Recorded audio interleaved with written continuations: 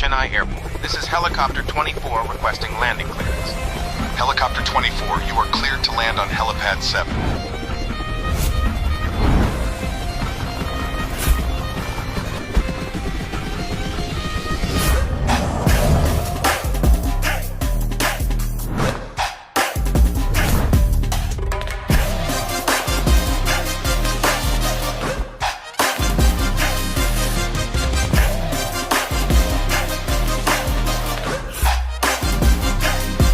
வணக்கம் சென்னை.